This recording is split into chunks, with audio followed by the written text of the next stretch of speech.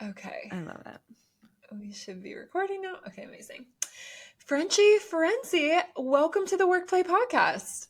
Thank you. Thank you so much for having me. I'm so excited to be here. I am so excited that you're here. We're going to talk about like all things like bottom lines, business growth. I'm really excited because I feel like we're going to get into like the nitty gritty of really driving revenue lead sales, which is the question on everyone's minds these days. I feel like with the economy and, there's down industries right now. I am so excited for you to be here and like talk to all of our WorkPlay members about growing your business, making money, doing those right things. So I would love to know, what is your business and how long have you been in business? Yeah. So I'm starting backwards. I've been in business for 4 years as a business and leadership advisor. And so I'm really focused on helping people with their business growth strategies. And I really come in as an outside set of eyes for people because we are all so freaking close to our own businesses that it's so hard to like do the right work, prioritize, and really understand where we need to dedicate our time and energy to actually see a return on everything that we put into it. So that's where I come in. I am your thought partner. I always kind of say, I'm like your business strategist, thought partner, heart of a friend, and a co-founder, like all in one. You know what? I was just like talking to someone, or maybe I posted this on Threads or something like that, where I was like, how do people without co-founders do it? Because there's just like so much. I have a co-founder, and there's so much back and forth refining that we do together. Yes. And I feel like you're probably that person for people. Mm-hmm. Yep. I love that. Absolutely. Okay, so tell us exactly what you do and how you do it. Yeah, absolutely. So the way that I really approach kind of all of my work is through this lens of like, one, we need to understand the landscape, right? And so I think a lot of people, when they hear what I do, they're like, oh, okay, you're a business coach. And I'm like, sure, maybe, like whatever it takes for people to kind of understand. But more specifically, what I'm thinking about is what is the end goal for you and for your business? And then how do we reverse engineer the path to get there? So I'm looking at, okay, your revenue targets are, $300,000 this year. Great. What steps do we need to take in your products, in your marketing, in your operations to allow you to actually achieve that goal and that outcome? And so I'm really breaking things down from like the big vision into the actual steps it requires to get there. And so, just to make it really tangible, are you talking about like the steps in terms of like what we need to be posting on social, or like Mhm. what emails need to be sent out? What campaigns are we creating? Yeah, thank you for clarifying that. So I would say the steps that I'm doing are one step, like a little bit less granular than that. So I'm not really helping people, let's say, with their content strategy specifically, but I'm just like, okay, are we doing a social media campaign as a core part of the next 3 months of your work? Are we, amplifying email as your approach? So we're really deciding what are the channels that we need to focus on. Are we hosting events or a summit? Or doing a launch in this particular time frame. So we're kind of thinking about these like broader stroke strategic priorities. And then we don't get into like the exact details of like, what does every single launch email say or that sort of thing. Yeah, that makes a lot of sense. And I think a key word that you said there is priorities. I Yeah. think so often we as business owners are sitting at our desks and we've got like the longest list of things to do, or maybe even ideas.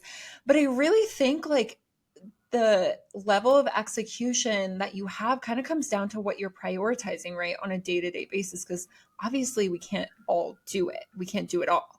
Absolutely. And so much of it can feel important and or urgent. And like half the battle sometimes is actually like identifying what is actually important, what is actually urgent, and what is just like nagging. There's a lot of nagging stuff that we can like kind of take over, but isn't necessarily the most important or urgent thing for us to focus on.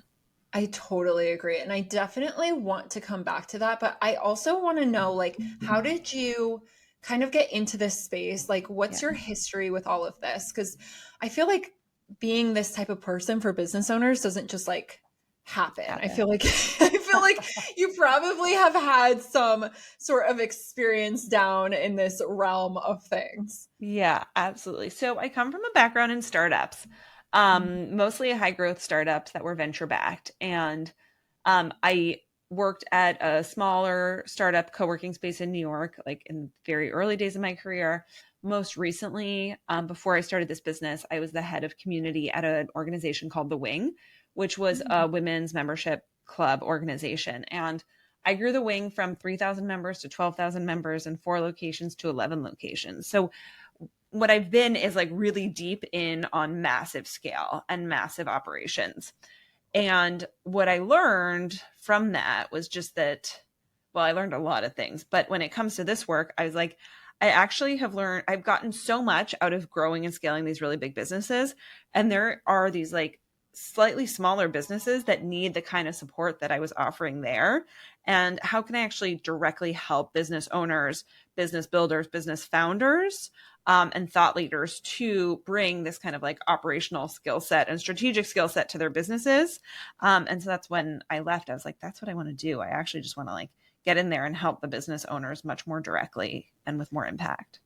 That is so cool. And I think that a lot of us business owners, I know I'm in this boat. I've never actually worked at a a real company Yeah.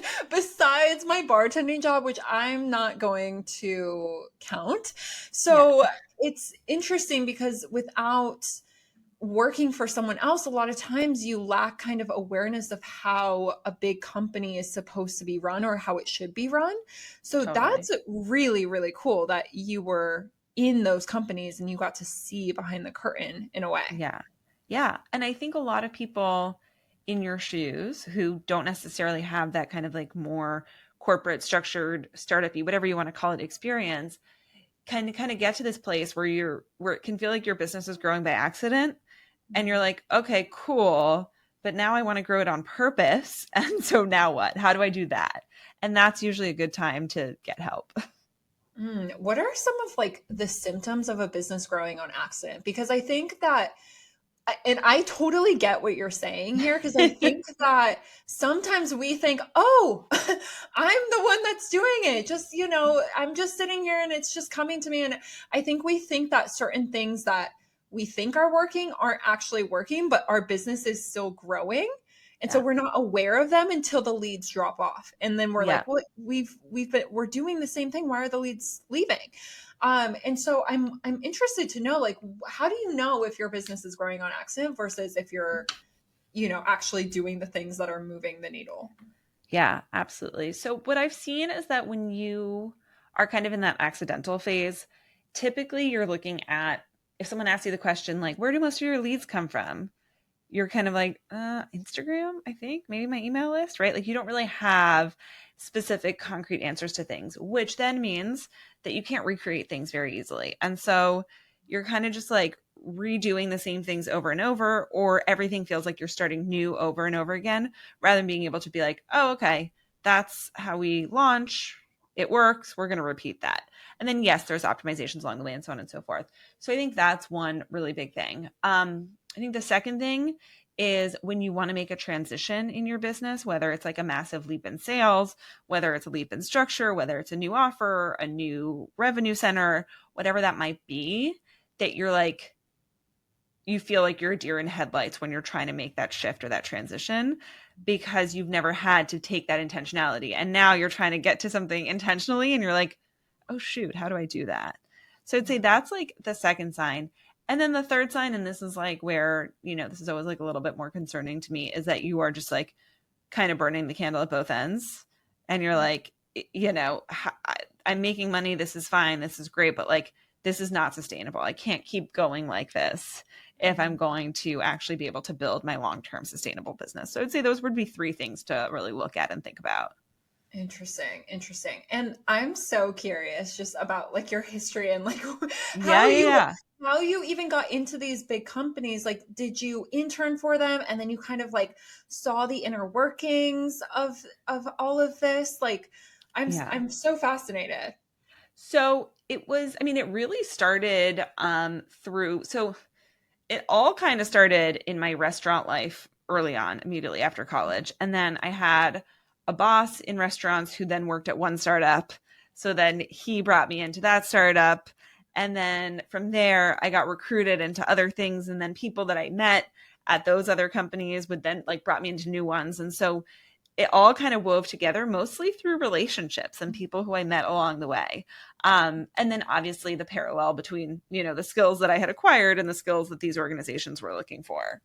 I'm so interested to know as well, like being in all of these big companies, did you see like a pattern of like the most successful ones? Like what did that look like for you on the back end of these Oh my companies? gosh. Such a good question. And yes, and I think that was a big motivator for me in starting this business was I was like, these venture-backed companies that I worked at, they can afford to make these mistakes because they have hundreds of millions of dollars invested in them that they can screw up. And there's like, yes, there's stress, but it's different. But smaller business owners don't have that flexibility and that freedom. And so some of the key pieces that I really saw, and this ties in so much to how I help people with their business strategies, not a clear like vision and mission, like really that's missing. And so, as a leader, you're not clear on where you're going. And then if you have anyone on your team, they're not bought into the bigger vision and mission. And so that is hugely problematic. The culture of feeling like everything, like I said earlier, is important was a huge thing. Like I sometimes think back and I actually have all my notebooks from like those jobs, right? Like old school notebooks. And I would look at my to-do list and I'd be like, I had no sense as an employee in those organizations of what my impact as a team member was, right? Like I did not know what what my KPIs were, what return I was expected to have for the organization. So I was just busy all the time, but I didn't know if it was important. And again, that's fine. I was getting a salary. I was performing well for all intents and purposes.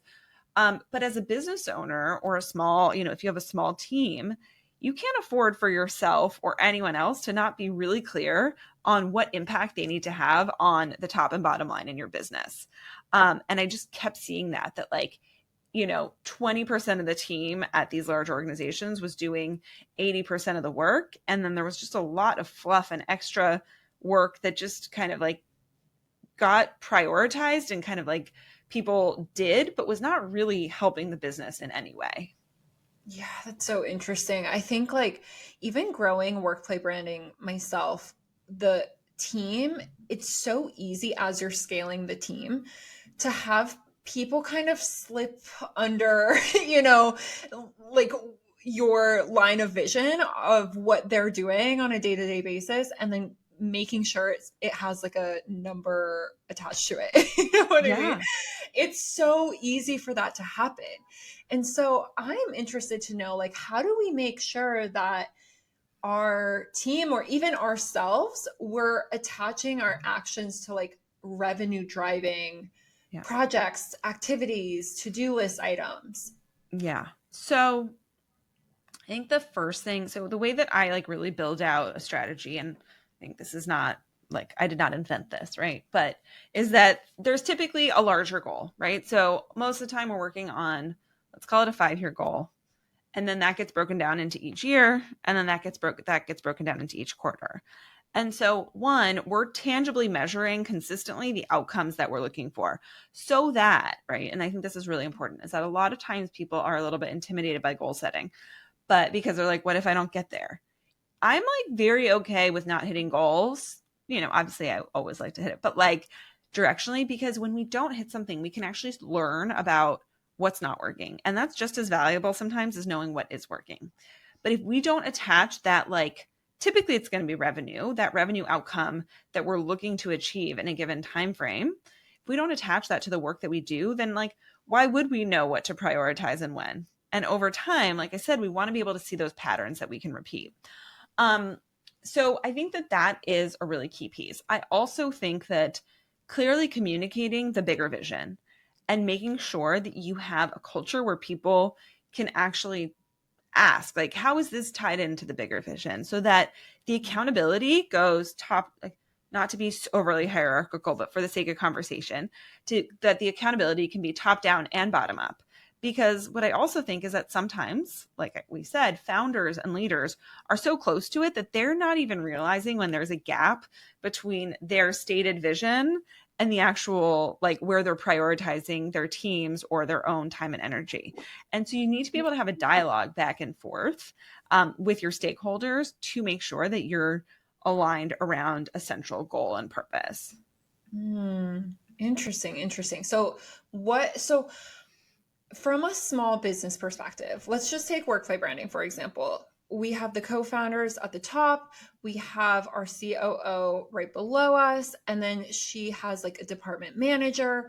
And then everyone has different departments and teams that they work in within those departments. Mm-hmm. So when you're talking about a dialogue, is it a dialogue from me as the co-founder to like my right hand, and then they bring it down to, the managers and then like the different team members? What does that tangibly look like? And if you want to use WorkPlay as an example, you can. Yeah, that's super helpful. So I think it's a combination. So one is that you'll see a lot of organizations, and typically organizations that are well rated from a culture perspective will have once or twice a year offsites where they're really presenting the vision and the mission to everyone on the team. And so that's this moment of cohesion. And then I think the ongoing dialogue is where that vision and kind of like the execution of that vision really comes to life. And so in your case, let's just say that maybe most of your conversations are with the COO, but the COO should be delivering feedback that's coming from, everyone else on the team to help you see where there are gaps. So let's just say it's a sales, like a business development team, right? And they're noticing that there's like early indicators that sales are slowing down. And so that there's going to be a potential problem with that, with you achieving your revenue goals for this year. Like that information needs to go bottom up and top down, because sometimes what can happen is that the business leader is a visionary.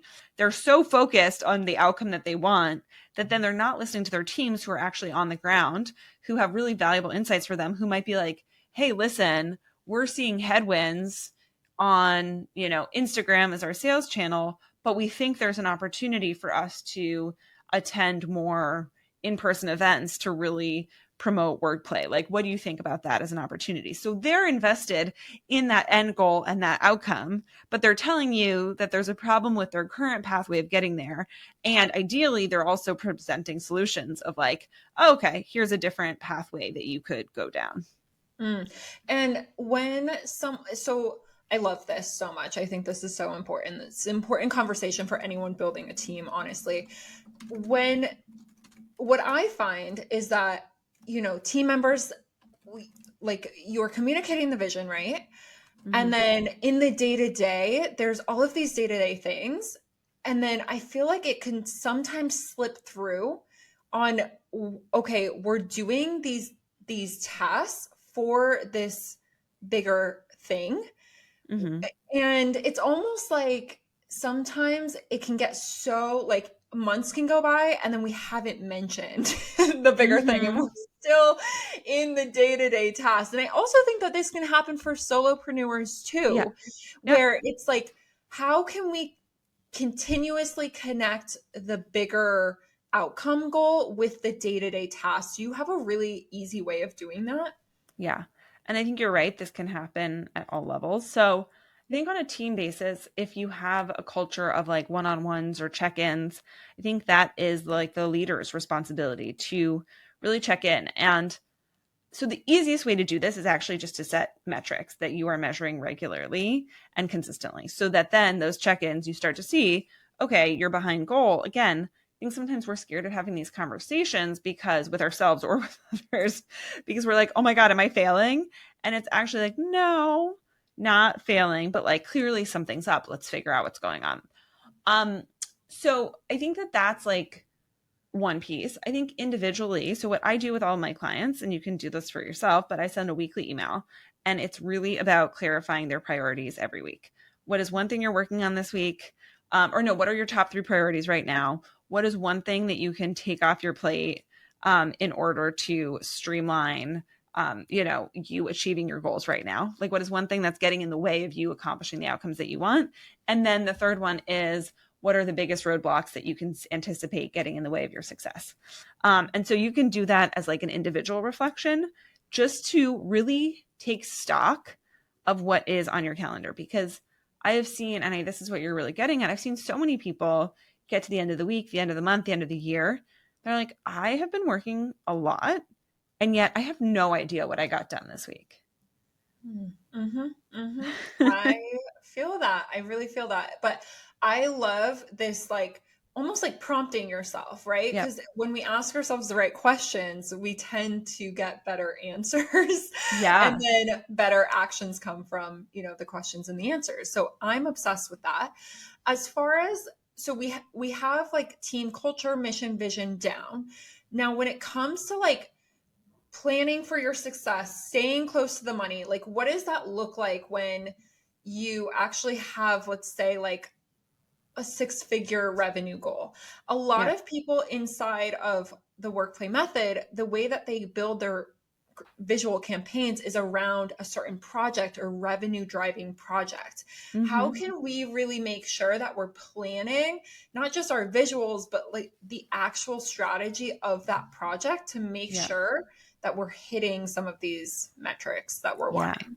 Yeah, absolutely. Absolutely. I think this is so important, right? Because I also can imagine that for some people, right, we see a lot of the like 8-figure, 9-figure business owners, and they always have like amazing visuals to support their work. And then you like do that step, and then you're like, wait, how do I actually make money off of all of this amazing content that I've created? Oh my God, that's like, I already know everyone listening is nodding their head. Yes, yes. Because they've seen these 7, 8, 9-figure business owners go through the WorkPlay method and have a lot of success. And then when they do their first shoot, they're like, wait, so what do I do? I have the visuals now. What do I do? Right. Absolutely. So what I like to think about, so when I talk about staying close to the money, I'm talking about this idea that ultimately we want to make sure that our time and energy is spent on, as much as possible, driving metrics that we can connect back to sales. So to give an example, you can this is like super low hanging fruit, but you can DM someone who you think would be an ideal client and try to have a conversation with them. That's pretty close to the money. Or you can like make a reel for Instagram, hope people like it, hope someone comments, whatever many chat automation you have, and that they go into your funnel and that they eventually buy your stuff. It's more steps between the work that you're doing and all of that. But what I like to think about when I'm thinking about my longer term planning, and I think that probably where your work and my work overlap is in that longer term planning, is that we don't need to have every single thing mapped out at the beginning of the year. But I like to think about our marketing, right? And when I think about staying close to money, it's often the marketing efforts that get us there. In terms of A, B, and C efforts, in terms of importance. So our A marketing are going to be our really big moments, our launches, our summits, our conferences, like those kind of much bigger moments that we need to plan for much more time ahead. And that's where I would say most of the time we want the visuals to support it. So next launch season, we want like new visuals, a new suite of things to really support that work. B marketing is going to be the smaller things, the workshops, the master classes, I'm trying to think of other good examples. Instagram Live is more of C, but like somewhere where it's like, you can kind of plan it a couple months, not like a couple weeks to a month out max, but you don't need like that much lead time to get into it. And then the C marketing is the everyday stuff, right? And so we don't really plan our business around C marketing. We fit C marketing into the gaps on our calendar. B marketing kind of fits into the gaps between our tentpole or our bigger campaigns. And then A marketing is where we are really focused on like those big revenue driver moments or audience like building moments. And typically for A marketing, we're looking at 3 to 4 A marketing events a year. So I feel like that actually ties in really perfectly with like the WorkPlay method in terms of like, there's going to be these tentpole moments where you're going to be placing like a big stake in the ground and putting yourself out there. And so I think that is how I would sync up kind of how I think about the visuals to support the work into those A marketing moments. And you can kind of like plan that both ways, I think, right? So in the sense of like, you can plan the year out and be like, okay, I'm going to do a launch this time. I'm going to do a launch in Q1, a summit in Q2, another launch in Q3. I'm just inventing random things, and something else in Q4. And then you can, get the visuals to back that up. Or if you're already kind of in progress, you can actually think about, okay, it's halfway through the year. What marketing events can I actually pepper into the remainder of this year so that I can make the most out of these like visual tools that I have? Okay, so good. And I feel like obviously I don't come at it from the business strategy perspective. I come at it from the visual perspective, but I Yeah. feel like what you're saying is my love language. Like you have to be launching or doing something Yeah. for like in these different quarters, these big sprints of the year. And I see so often people are kind of like, oh, my revenue is not going up. I'm like, all right, well, in the next 3 months, what do you have planned? And it's like, well, I don't really know. I'm assuming it's a lot of C-level marketing Yeah. stuff. Could you just be explicit about what C-level marketing is? Because I actually don't think people fully grasp the C marketing versus the A marketing. Yeah. Yeah. Okay. I just pulled up my list so that I can be really specific. So Perfect. C marketing would be like an Instagram live, a Black Friday thing, a flash. I mean, I know some people plan really far out for Black Friday, so I just like want to be mindful of that, but like a flash sale, something that you can just like essentially produce almost overnight. There might be some back end work to get there, but you're not like promoting, it's not taking up a lot of your marketing calendar from a campaign perspective. It's something that just like goes out there and it's like happening. So it's really those smaller day-to-day things. It could be I'm trying to think of like some other low-hanging fruit examples. It could be a series of like 2 to 3 emails that you send out together in order to drive sales calls. It could be some collaboration on content or a guest post or guest blog in somebody else's newsletter. It's these things that kind of like go out, you put it out there in the world, and then there's not a lot of buildup to it. And, it's kind of one and done. I think that's a really good, like almost like filtration system is like, can I do it overnight? Yeah. And Yep. if I can, it's probably C-level marketing. Yep. So, and what's interesting is even like how you said B-level marketing is kind of like those workshops, those little things in between. Yeah. And you mentioned like a buildup. What does a buildup look like for these big campaigns? Because if I had to guess, my WorkPlay members who are in this process, like you said, are creating visuals for these big campaigns, or they should be. If you're not, you should be. And I think a lot of people, they're like, all right, I'm going to build a big campaign. I have my visuals set, I have my creative vision. But then how it's executed just like kind of drops the ball. And then Yeah. they're like, oh, was it my visuals? And I'm like, well, wait, hold on. The visuals are one thing, but what was the strategy behind? Let's make sure Yeah. that has been good and in place. So what does it mean to actually build up into something? Yeah. And I say this with like so much respect for the work that you do because I think it's so important. But the visuals don't necessarily outweigh solid messaging, solid strategy. They're like a really important support tool. Would you agree? And tell me if I'm totally wrong. I was just about to tell you, please go off on this because it's like the visuals are, it's like the wrapping paper Yeah. around this strategic planning and marketing strategy. It's the wrapping paper. And Yeah. so when it comes to visual strategy, you're wanting to create like a storyline, a beautiful storyline that gets people's eyes and their attention to the thing that you are, I think, about to go off on. Yeah. And so it helps get someone's attention. It's not, the image or the video is not going to like cause someone to push the buy button. It's like, you know what I mean? It's the wrapping paper around the buy button. Yeah. Totally. Totally. And so I think, I don't want to be too prescriptive of like, you need a 4-week pre-launch or whatever, or like lead up period. But let's just say, for the sake of conversation in general, let's just like think about movies. Okay. We're going to go out of our businesses for a second.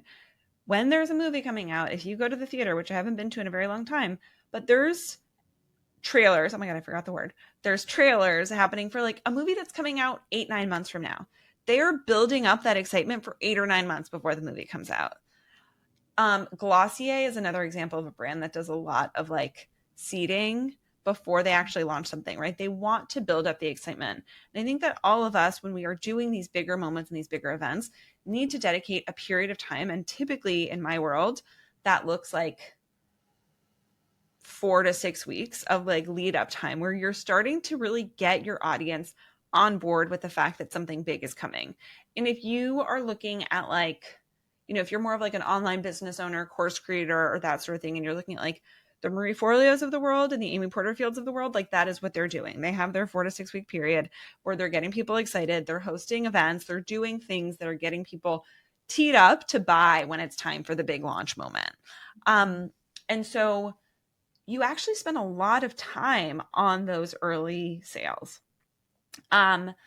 If you're doing more of like a live launch model, I would say that for the people who are doing evergreen sales, because I imagine that's like some, whether you're product based, and then sometimes I meet product founders and they're like, what do you mean by evergreen? I'm like, evergreen is just like a store. It's just like the way regular stores work. Yeah. But even then you do need to create something that builds new excitement in your brand and your business. And so in that case, the campaign may be less of a launch, but you still want a period of time where you're bringing more attention to you and your business and to the impact of whatever it is that you do, or to the value of whatever it is that you do.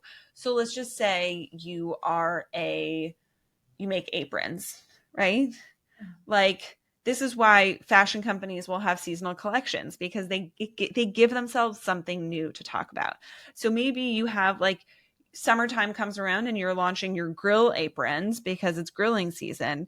That's going to give you a whole new thing to talk about. And you want to really, like I always say, milk the opportunity to talk about something new or talk about the same thing in a new way.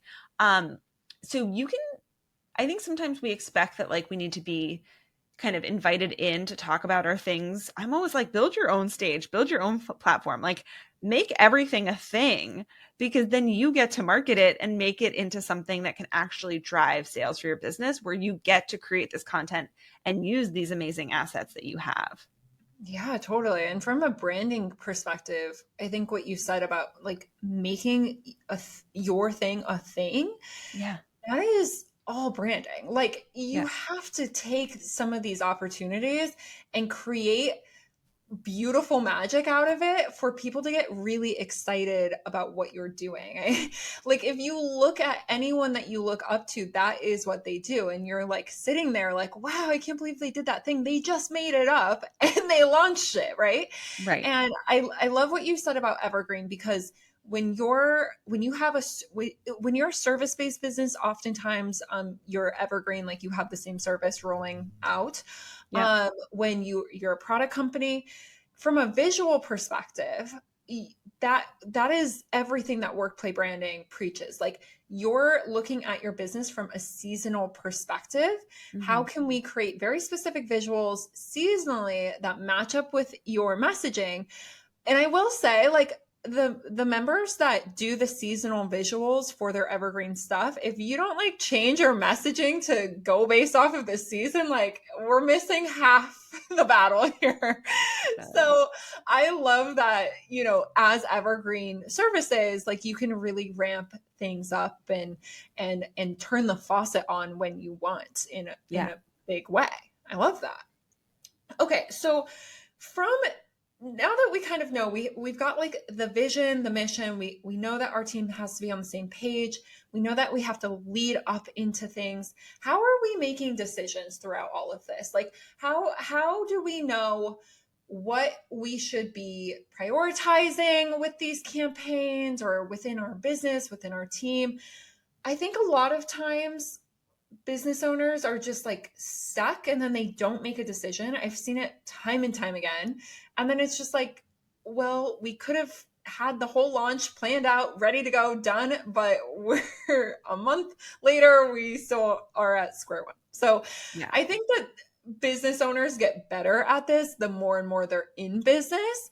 But even for my newbies out there that are just like, I'm in a transition phase, it's like, make a decision, go for it, do it, and then see what happens, right? Yeah. So how can we be better at that?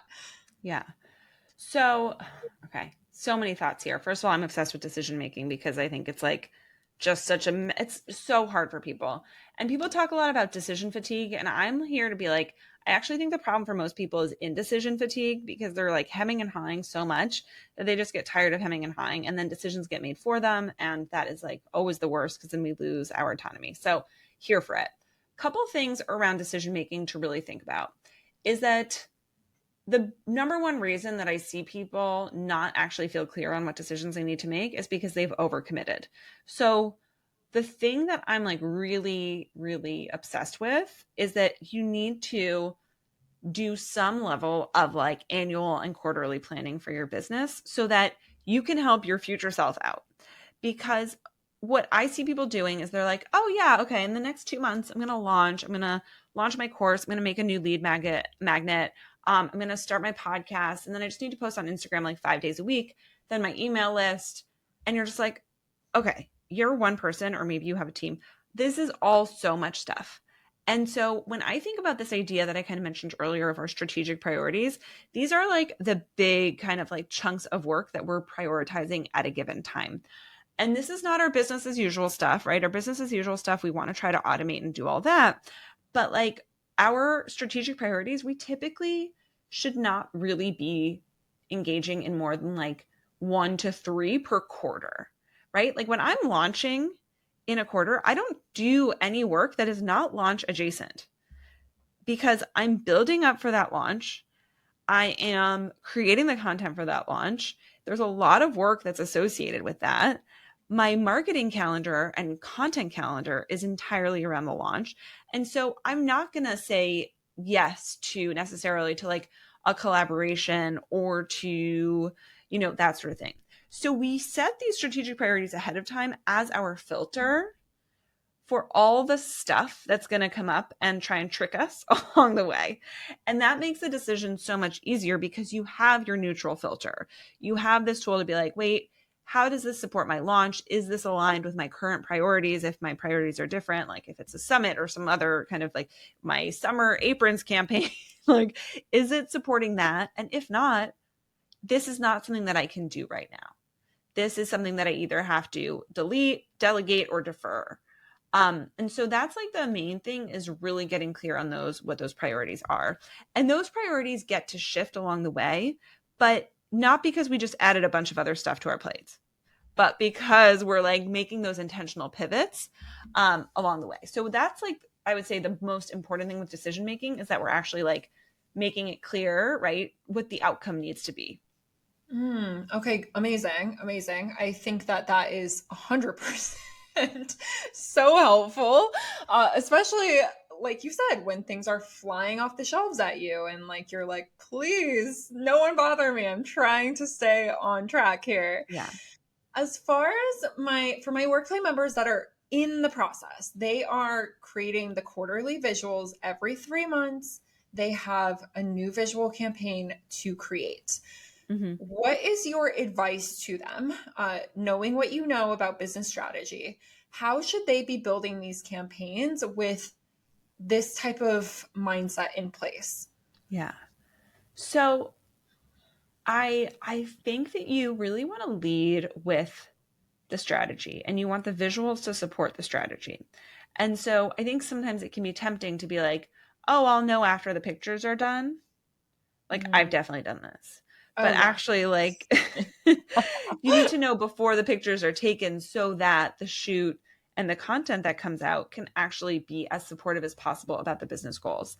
And so I think in terms of just getting really clear on that, I would say like the most simple way that I would think about it is like go back to those A marketing things and be like, what is my one A marketing moment I'm going to do in this quarter? And then how do I partner with WorkPlay to really create the visuals to support that? And you don't need to have every single detail, I think, mapped out. You just want to have more or less a sense of like, what is the feeling you want people to have when they're engaged in this part of your marketing? What is the CTA on it? What do people need to know, believe, whatever about you? So that's what I would really say as they're thinking about that.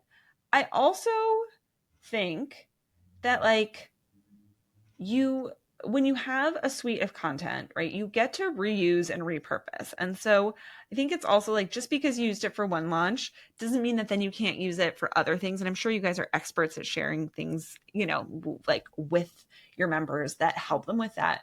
But from a strategic perspective, the thing that I really want to think about is like, just because you used a content suite for one particular marketing thing, doesn't mean that you can't then use it again for like other efforts. And people will be like, oh my God, wait, she used those pictures for this other moment. Like, this doesn't make sense. It's more about, how does the big reveal support this larger moment? And then from there, everything kind of like funnels into your content. Does that answer the question that you were asking? Totally. And I would say too, like, understanding even the structure of how you're going to launch these big campaigns can really be a guide for these very specific type of shots that you're needing. For example, like if it's a webinar funnel, if that's how you're launching your big thing, you're going to want like to think about, okay, I'm going to need like the confirmation photo, and I want it to be like this big thing, and I'm going to need like slide deck photos, and and so like all of these things are really important to know before you go into the shoot. Yeah. You know what I mean? Like these little tangible things that you're doing. Yeah. And that, I mean, that could go into anything, like especially something like a live event. I mean, you're going to need so much visual collateral for that, but you well, you could redo the shoot, but that's not fun. So like you're going to want to be able to plan that out and have that already in place. And then also what I see after, and maybe you can kind of speak to this, is like someone creates a whole visual campaign, they get the content pack, and because they haven't done the strategic work beforehand, they are like, oh shoot, what do I do with the visuals now? Like, am I supposed to put this into a reel? Like, where does this go? And so people that don't have this strategic plan aren't optimizing their visuals anyway. So it's like, what, like, you got to do it beforehand. Yeah. And I always say, everything in your business should have a job. And the job will typically have like a KPI. So whether it's like a tech tool, a human, a task, a photo, or a series of photos, like you really want to think ahead about like, what is the job of that content, and then from there, like I always like use the end goal to drive and inform what happens from there. Mm-hmm. And what do you think, just off the top of your head, I know I'm putting you on the spot, what do you think the visual KPI is? I wouldn't know exactly how to measure it. My guess is that the most powerful use of the visuals is nurturing your audience, is building the know, like, and trust between you and your audience, because it gives them an insight into your personality, into, it lets them see your face. And that's how a really big part of building trust. And so I think that most likely on the visual side, it's really about engagement. I can see like what's it called? Hotjar, that like maps people's behavior on pages. I can see visuals being like the driver to keep scrolling. Like if you A/B tested it, I would bet that like a picture in one location is more likely to get like more scrolls than if it were blank there, for example. I think the visuals are also what drive engagement on social and that sort of thing. High engagement, really good nurturing of your audience is pretty much guaranteed to drive more conversion once they're actually available, or once there's actually something for them to buy. So that's probably the KPI that I would assign to visuals, is nurturing and engagement. Ooh, I love it. Thank you so much, Frenchie. Thank you so much for being on the podcast, letting us in on all the things business strategy, marketing strategy. It's such a treat to have you on. Where can everyone find you and connect with you? Well, first of all, thank you so much for having me. This is fun. And you ask like really good questions. I love it. I feel like I put people on the spot. It's so good. It's so good, because then you can tell if people like know what they're talking about, or you're like, oh God. I hope I did okay. But people can find me on Instagram at Frenchie.Ferenczi.